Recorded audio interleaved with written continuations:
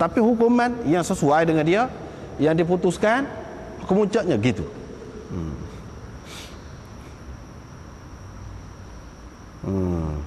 Boleh jadi juga tidak dimaafkan, bahkan diseksa seperti yang kita sebut tadi. Ini yang disebutkan dalam Hasyiah ni. Lepas tu dia keluarlah, pergi ke surga pula, tidak kekal dalam neraka. Inilah makna ayat yang betulnya mengikut ahli sunnah.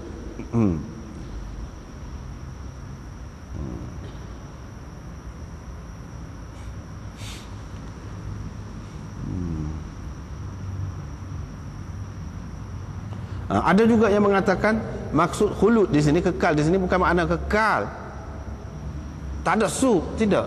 Kekal ni lama masa, akan duduk dalam neraka lamalah masa. Sebab kita kata dalam bahasa kita, demo lagu mana sini? Kita ni pakai kekal sini dah. Kekal lagu mana? Kira-kira tak ada nak pergi mana lah. Gitu. Guna dari segi bahasa di sini. Guna dari segi bahasa. Sebab apa? Sebab hadis-hadis yang lain banyak lagi. Kalau kita tidak tahu gitu, jadi bercanggah lah dengan hadis lain. Mana nak? Tak apalah.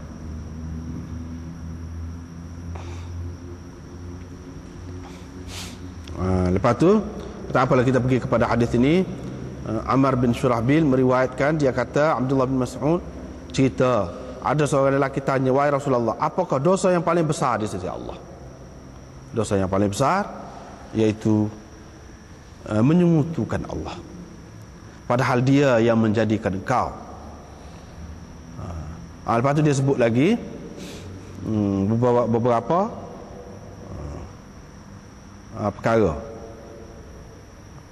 Bunuh anak, takut, ni bunuh orang lah. Bunuh ni tidak semesti bunuh orang lain suka sakak. Bunuh anak sendiri pun bunuh juga tak boleh. Takut apa? Takut dia akan makan bersama engkau. Situ panjanglah khilaf cerita perancang keluarga apa tu panjang pula lah perbincangannya tu.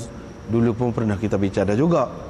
Cakap tu setara mana, panjanglah perbincangannya. Tetapi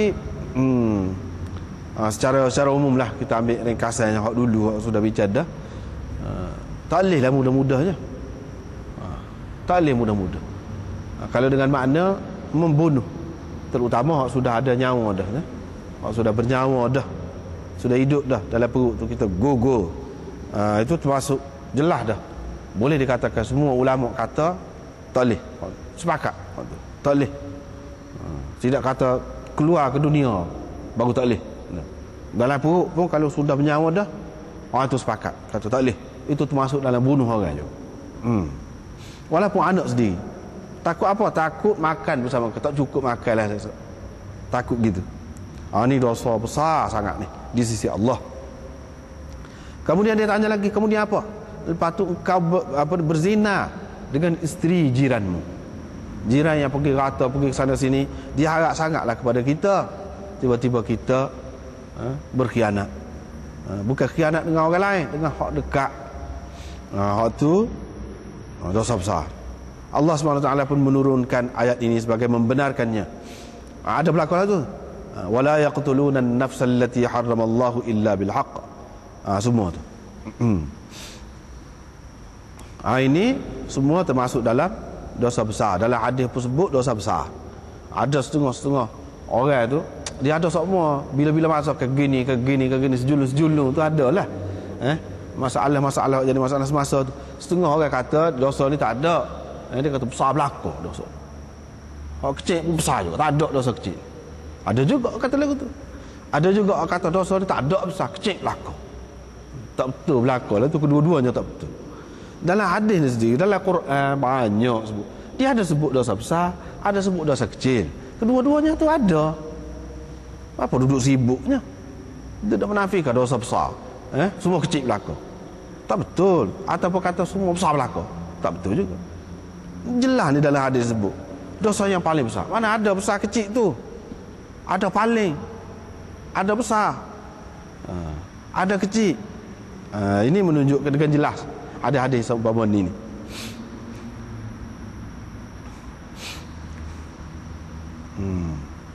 Lepas tu dalam ayat Quran pun disebutkan juga, tajtanibu kaba'ira ma tunhauna. Kalau kamu mengelak diri daripada kabair. Dia sebut kabair, sebut ni lah kabair, dosa besar. Ada sebut dosa besar dalam Quran.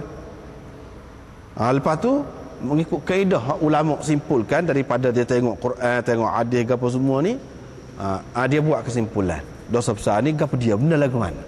Kesimpulannya di antara yang dibuatnya gapo dia, iaitu satu perkara maksiat lah, tertudah berdosa tu jenis maksiat lah, maksiat yang telah disebutkan hukuman oleh agama, ada hukuman dalam dunia, hukuman khusus ada sebut. Itu dosa besar, itu tanda dosa besar. Misalnya hukuman sebab 80 rotan bagi orang yang tuduh orang berzina, hukuman macam-macam lagi lah. Bunuh orang kena bunuh balik, hukuman berzina misalnya, itu dosa besar lah. Ada hukuman ke tu yang ditetapkan. So yang kedua, dalam Quran sebut orang yang buat gini, Allah laknat dia.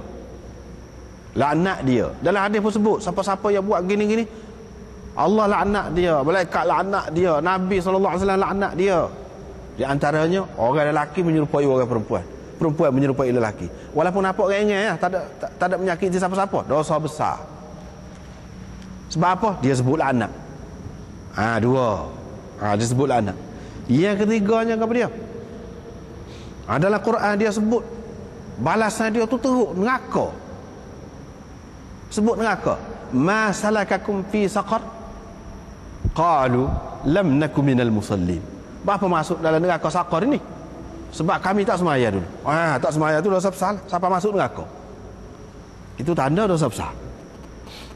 Disebutkan neraka. Bukan main-main, neraka disebutkan.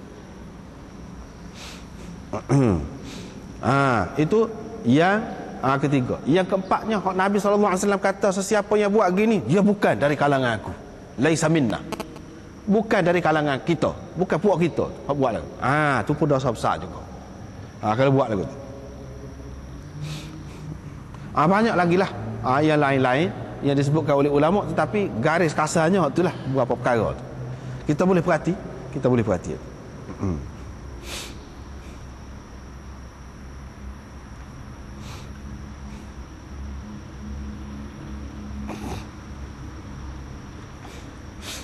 Seterusnya riwayat daripada Ibnu Umar, beliau berkata, Rasulullah SAW bersabda, seseorang mukmin itu terus berada dalam keluasan agamanya. Keluasan agamanya, dia selesa dalam hidup beragama. Seseorang itu dia berada dalam selesa. Bila? Selama mana? Selagi dia tidak terlibat di dalam kes darah yang diharamkan, selagi dia tidak bunuh orang. Kalau dia bunuh orang, sepik adalah kehidupan agama dia. Apa makna sepik? Yakni kalau sebelum tu, kalau dia tidak terlibat dalam bunuh orang, mudah Allah SWT nak ampunkan dosa dia. Kalau dia terlibat dengan dosa gapa-gapa, Allah SWT nak ampun dia mudah. Tetapi kalau dia dalam kes bunuh orang ni, payah. Jadi sepik nak hidup dia, sepik.